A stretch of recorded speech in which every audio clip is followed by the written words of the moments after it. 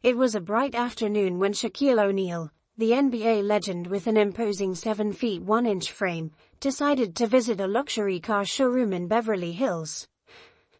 Known for his larger-than-life personality and equally grand tastes, Shaq was scouting for a sleek addition to his already impressive car collection. The shimmering glass walls of the showroom reflected the kind of opulence that promised to house the world's finest vehicles.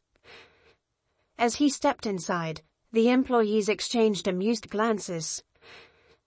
Their whispers grew louder as they noticed his towering figure. "Does he think we have cars big enough for him?" one of them chuckled. Another murmured, "He's probably here for a photo op, not to actually buy anything." Shaq ignored the chatter and walked straight to a gleaming silver sports car. "I'd like to test drive this one," he said, pointing at the vehicle. The salesperson smirked, their condescension barely hidden. "Sir, this car is designed for a more standard size," they said, emphasizing the word standard as the other employees snickered in the background. Instead of addressing their rudeness, Shaq tried to explain that he was genuinely interested in purchasing the car. But the dismissive tone continued. One employee even joked, "Maybe we can custom make a car to fit you, but it'll cost you double." The group erupted into laughter. Feeling disrespected but refusing to lose his cool, Shaq walked out, his broad shoulders exuding calmness despite the humiliation. Little did the employees know, the towering figure leaving their showroom had just formulated a plan that would shake their world to its core. As Shaquille O'Neal left the luxury showroom, the laughter and mocking comments of the employees echoed in his mind. He had faced doubters before, coaches who thought he wasn't skilled enough, opponents who underestimated his power, but this was different. It wasn't about basketball or proving his worth on the court. This was personal. Shaq wasn't just a basketball legend, he was also a savvy businessman. Over the years, he had built a reputation for making smart investments in franchises, tech startups, and real estate. His wealth wasn't just for show, it was a tool for creating opportunities and building legacies. So, instead of letting the humiliation fester, Shaq turned his focus to an idea that would change the game entirely. Later that evening, seated in his sprawling mansion with its breathtaking view of Los Angeles, Shaq called his business manager. "I want a full report on that car dealership chain," he said, his voice steady but firm. "I don't just want to buy a car from them, I want to buy all their showrooms." His business manager paused for a moment, trying to process the weight of the request. "All their showrooms." "All of them," Shaq reiterated. "And I don't just want to own them. I want to change how they operate, how they treat people. No one should ever walk into a place like that and feel the way they made me feel." By the next morning, Shaq's team had gathered all the information. The showroom he had visited was part of a mid-sized chain specializing in high-end luxury cars. While successful, the company had been struggling with maintaining a modern image and adapting to changing market trends. It was ripe for a shake-up. Shaq wasted no time. Within weeks, his team began negotiations to acquire the entire chain. It wasn't an easy process. The owners, initially skeptical of his intentions, demanded an astronomical price, hoping to deter him. But Shaq was undeterred.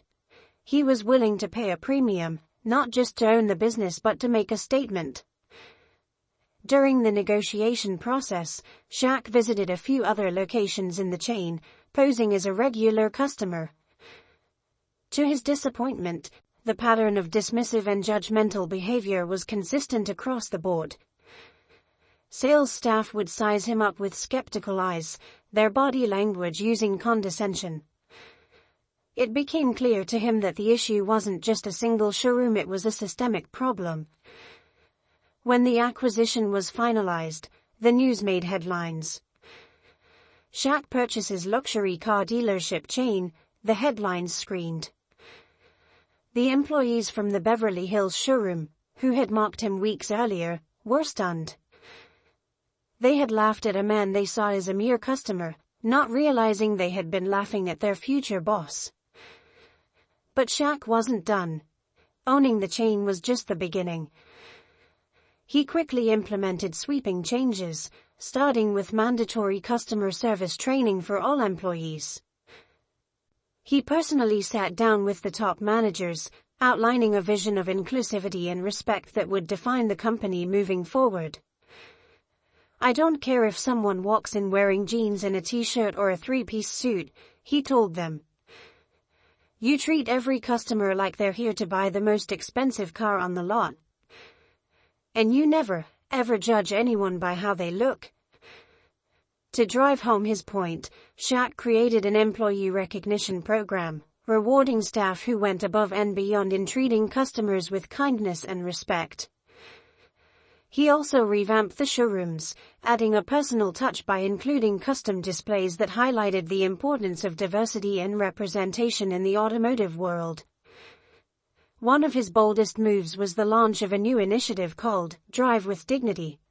The program aimed to provide luxury car experiences to underserved communities, offering scholarships and mentorship opportunities to young people aspiring to join the automotive industry. The transformation of the chain was swift and dramatic. Within months, customer reviews skyrocketed. People who had once felt out of place in the showrooms now spoke of welcoming and attentive staff. The business flourished, and so did its reputation. For Shaq, the sweetest victory wasn't just turning the company around, it was seeing the very employees who had mocked him adapt to the new culture he had created. Some stayed and thrived, embracing the changes and learning from their mistakes. Others left, unable to align with the new vision. The employees at the Beverly Hills showroom were the last to learn the full extent of their misstep. Initially, they only heard murmurs of a new owner and a major shakeup in management. Rumors swirled that the person now calling the shots wasn't just another wealthy investor but someone with a larger-than-life persona. When Shaq finally walked back into that same showroom, it wasn't as a customer looking to buy a car. He was their boss, the man who now owned not only the building they worked in but every showroom under the chain's banner. The staff froze, their faces pale with recognition. The same salesperson who had mocked him weeks before stumbled through a forced smile. "Mr. O'Neal. Welcome back," they stammered. Shaq didn't gloat. He didn't need to. His calm, towering presence was enough to command the room. "I wanted to personally introduce myself as the new owner," he began, his deep voice resonating with authority. "I'm here because I believe in treating people with respect, something I didn't experience the last time I was here." The silence in the room was deafening. Every employee stood rooted to their spot, their earlier arrogance replaced by a palpable unease. Shaq's words weren't angry or vengeful. They were calm, deliberate, and cutting. "But I'm not here to fire anyone," Shaq continued, surprising them. "I believe in second chances.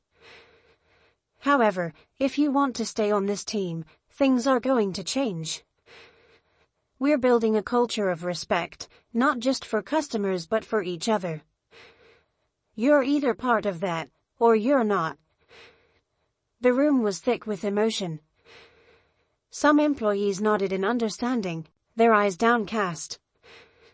Others shuffled awkwardly, clearly uncomfortable with the sudden accountability. As part of the transformation, Shaq introduced mandatory team-building workshops and training sessions.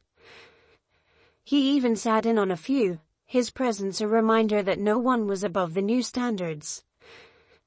"You don't have to be perfect," he told them. "You just have to care. That's how you succeed." One by one, the employees began to open up. Some admitted they had judged customers by appearances because they felt the pressure to sell cars to wealthy clients. Others confessed they had never worked in an environment where kindness was valued over sales quotas. Shaq's approach wasn't just about turning a profit, it was about changing lives. He shared his own stories of being underestimated, from his childhood to his early days in the NBA. "People will always try to put you in a box," he told them. "But your job isn't to stay in that box. It's to prove you don't belong there." Slowly but surely, the team started to change. Employees who had once laughed at the idea of Shaq fitting into one of their cars were now fitting into a vision of inclusion and respect. Customers noticed the difference, too. They would walk into the showroom and be greeted with genuine smiles and attentive service. The same staff who had once turned Shaq away now proudly displayed his involvement in the business. A framed photo of him dunking a basketball hung prominently in the lobby, alongside a plaque that read, "Everyone deserves to be treated like a champion." For Shaq, the most satisfying moment came when a young man in casual clothes walked into the Beverly Hills showroom. The staff greeted him warmly, showing him around without hesitation. He ended up buying one of the most expensive cars on the lot, proving that appearances could indeed be deceiving. The employees who had once mocked Shaq now worked under his philosophy, and the irony wasn't lost on anyone. They had been humbled, but they had also been given a chance to grow, a chance Shaq was proud to provide. Months after the transformation, the luxury car chain was unrecognizable. Under Shaq's leadership, it had become a symbol of excellence, not just in the cars it sold but in the way it treated people.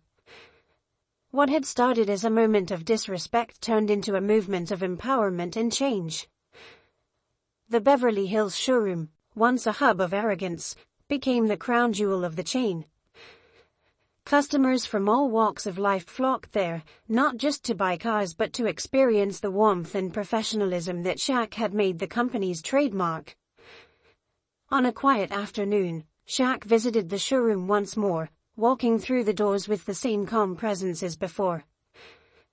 This time, the staff greeted him with genuine smiles and respect, their pride in their work evident. The same employee who had once mocked him approached, visibly nervous but determined. "Mr. O'Neal," they began, "I want to apologize. I judged you before, and I see now how wrong I was. Thank you for giving us a chance to change." Shaq smiled, his expression kind and forgiving. "It's not about where you start, it's about where you are willing to go. Keep going."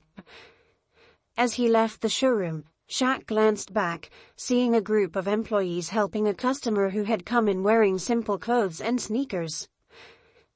They treated him with the same care they would give a billionaire. That was the legacy Shaq had built, not just a successful business, but a place where everyone felt like they belonged. For Shaq, it wasn't about revenge, it was about rewriting the story. And in the end, it was more beautiful than he could have ever imagined.